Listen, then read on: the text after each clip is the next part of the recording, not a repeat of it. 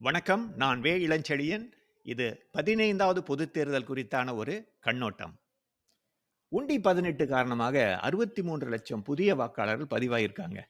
இந்த எண்ணிக்கை மொத்த சிறுபான்மை வாக்காளர்கள் எண்ணிக்கை அளவுக்கு இருப்பதால, அது சிறுபான்மை இனங்களின் அரசியல் பலத்தை குறைக்குதுன்னு சொல்றாங்க.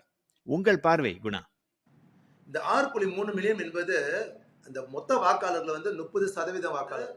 மலேசியா ஜனத்தொகை எடுத்துக்கொண்டுமானால் இந்த மைனாரிட்டி கம்யூனிட்டியோட பாப்புலேஷனும் இருக்க 30%.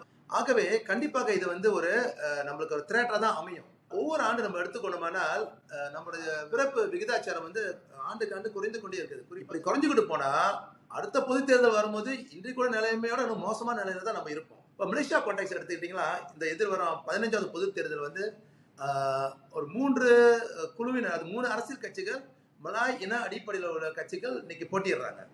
அப்ப மலாய் இனம் மெஜாரிட்டியா இருந்தாலும் கூட அவங்களோட வாக்கு வந்து இந்த 3 கட்சிகளுக்கு பிரிக்கும் போது அந்த இடத்துல வந்து மைனாரிட்டியா இருக்க நம்மளுடைய ஓட்டு வந்து சிக்னிபிகண்டா மாறும். இந்த சிறுபான்மை இனங்கள் தங்களுடைய அரசியல் பலத்தை தக்க வச்சுக்கிறதுக்கு என்னதாங்க செய்யலாம்? கடந்த பொது தேர்தல் வந்து நானும் எங்க மனைவி மட்டும் தான் வாக்களிச்சோம்.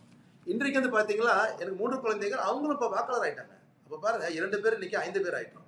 நம்ம வந்து பொறுப்படுத்திக் கொள்ளணும். அதாவது நம் குழந்தைகளை வந்து பெரிய அளவுல பெரிய எண்ணிக்கையில வாக்களிக்க நம்ம அழைத்து கொண்டு போகணும். நம்ம மட்டும் இல்லாம நம்ம அண்டை வீட்டார்கள், நம்ம நண்பர்கள், நம்ம உறவினர் அவர்களும் அவங்க குழந்தைகளையும் கண்டிப்பாக இது கொண்டு போகணும். இரண்டாவது பாத்தீங்களா, இந்த நம்ம குழந்தைகளுக்கு வந்து ஒரு அவேர்னஸ் கிரியேட் பண்ணணும். உதாரணமா அவங்க எங்க வாக்களிக்கிறாங்க, அவங்க போலிங் சென்டர் எங்க, இந்த அளவுக்கு அவங்க தெரிந்து கொள்ளலாம். இந்த வழிகாட்டல் என்பது நம்மளுக்கு வந்து ஒரு புதிய விஷயம் அல்ல. காரணம், பிள்ளைங்க சிறு வயசா இருக்கும் போது நம்ம பிள்ளைங்களுக்கு வழிகாட்டல் செஞ்சிருக்கோம். உதாரணமா ஒரு பைசிக்கல் ஓட்ட சொல்லி கொடுத்துருக்கோம். எப்படி சொல்லி கொடுப்போம்? பைசிக்கல் கொடுத்து ஓடுப்பா அப்படின்லாம் இல்லைங்களேன். அப்ப பைசிக்கல் ஓட்ட எப்படி சொல்லி தருவோம்னா, ஒரு 2 சின்ன அரவாதியை சைடில் போட்டி மெதுவா அதில் ஓட விடுவோம், அல்லது கையில பிடிச்சி நம்ம செய்வோம். மூன்றாவது வந்து செலெக்ஷன் ஆஃப் லீடர்ஸ். இந்த செலெக்ஷன் லீடர்ஸ் வந்து பாத்தீங்கன்னா யார் வந்து இனர் அடிப்படையில் இயங்காம தேவை அடிப்படையில் இயங்குறாங்களோ அல்லது முன் வராங்களோ அவங்களுக்கு நம்ம வாக்களிக்க வேணும். நம்ம முதல் உணரணும், நம்ம வந்து ஒரு மைனாரிட்டி கம்யூனிட்டி. ஒரு மைனாரிட்டி கம்யூனிட்டி என்பது நம்ம வந்து இன அடிப்படையில் வாக்களிக்கிறதும் அது சரியில்லை. அது ஏன்னா நம்ம தலைவரை செலக்ட் பண்ணும்போது அவங்க இனத்துக்கு இனமோ அல்லது சமயத்துக்கு பார்க்காம மக்களுக்கு பொதுவாக அவங்க தொண்டு செய்ய வேண்டியது வரும், அது சேவை செய்ய வேண்டியது வரும். சரிங்க. இந்த புதிய வாக்காளருக்கு 1001 வேலை இருக்குங்க. டிக்டாக், இன்ஸ்டா, ஃபேஸ்புக், யூடியூப் போன்ற சமூக ஊடகங்கள்லையும் நண்பர்களோட காப்பிகளில் பொழுது போகணும், மகிழ்ச்சியாக இருக்கணும், மாணவர்களாக இருந்தால் படிப்பு, வீட்டு பாடம் எல்லாம் இருக்கும். இவர்கள் 2 மணி நேரம் வரிசையில் நின்று வாக்களிக்க இவங்களுக்கு எங்க நேரம் இருக்க போகுது? நீங்க பாருங்க, இப்ப நம்ம வந்து நம்ம குடும்பத்தை எடுத்துக்கொள்ளுங்க. இப்ப நம்ம ஒரு குடும்பம் வந்து குடும்பமா வந்து ஒரு ஒரு நிகழ்வுக்கு போக முடிவு பண்ணிட்டோம். அப்புறம் அதுவும் பாத்தீங்கன்னா நம்ம வந்து ஒரு பொது போக்குவரத்து எடுப்போம், ஒரு காடி மூலியமா நம்ம போவோம் அப்படின்னு முடிவு பண்ணுவோம். அப்ப நம்ம ஒரு ஆப்ஷன் இருக்கு பாருங்க. நம்ம கிராப் மூலியமா போவோமா, அல்லது டாக்ஸி மூலியமா போவோமா, அல்லது சில இடத்துல கிரேத்த சாப்பிட்டு இருக்கும் அது மூலியமா போவோமான்னு ஒரு 3 ஆப்ஷன் இருக்குது. அப்ப இந்த ஆப்ஷன்ல நம்ம ஒரு முடிவு எடுக்கும் போது அது பல கூறுகள் பார்ப்போம். ஒன்னாவது வந்து நீங்க பாத்தீங்கன்னா நம்ம கண்டிப்பாக அந்த கண்டிஷன் ஆஃப் த கார் பார்ப்போம். அது நம்மளுக்கு கம்ஃபர்டபுளா இருக்கா, அது சேஃப்டியா இருக்குமான்னு. இரண்டாவது அந்த டிரைவரை பார்ப்போம். இந்த டிரைவர் முறையாக நம்ம கொண்டு போய் சேர்ப்பாரா இல்லை சேர்க்க மாட்டாரா பார்ப்போம். இதெல்லாம் நம்மளுக்கு ஒரு கான்ஃபிடென்ட் வந்துட்டா தான் நம்ம அந்த காடியை செலக்ட் பண்ணுவோம். அப்ப ஒரு இடத்துக்கு போறது, ஒரு காடியில எப்படி போறோமே செலக்ட் பண்றதுக்கே இவ்வளவு முக்கியத்துவம் கொடுக்கும்போது நாடை வழி நடத்தி செலவங்களுக்கு வந்து நாடை வழி நடத்தி ஒரு அரசாங்கத்தை உருவாக்குறதுக்கு வந்து செலெக்ஷன் நம்ம எவ்வளவு சீரியஸா நம்ம பார்க்க வேண்டியது வரும். இந்த தேர்வு பண்ண தலைவர்களும் இந்த அரசாங்கம் தான் வந்து நம்மளுக்கு வந்து பாலிசிஸ்லாம் ட்ரா பண்ண போறாங்க. இந்த பாலிசி வந்து நம்ம அன்றாட வாழ்க்கை பிறந்ததுல இருந்து இருக்கிற வரைக்கும் அது பாதிக்கும். சரிங்களா? ஒரு சின்ன எக்ஸாம்பிள் சொல்றேங்களேன். நம்ம வந்து ஒரு எஸ்பிஐ முடிச்ச ஒரு மாணவர் இருக்காரு. அவர் வந்து நல்ல ரிசல்ட் எடுத்திருக்காரு. ஓகே, நல்ல ரிசல்ட் எடுத்திருக்காரு. அவர் வந்து ஒரு அப்ளை பண்ற காஸ்ட் வந்து அது கிடைக்காம போகுது. அப்புறம் ஸ்காலர்ஷிப் அப்ளை பண்றாரு, அது கிடைக்காம போகுது.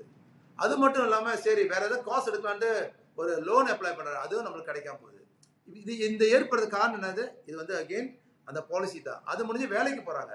நம்ம மனுஷர வேலைகள் வாய்ப்புகள் வந்து மிக குறைவா இருக்கு. இதெல்லாமே முடிவு பண்ணது வந்து இந்த நாட்டில் உருவாக்குன அந்த பாலிசி, அதை டாசார் சொல்லுவாங்க.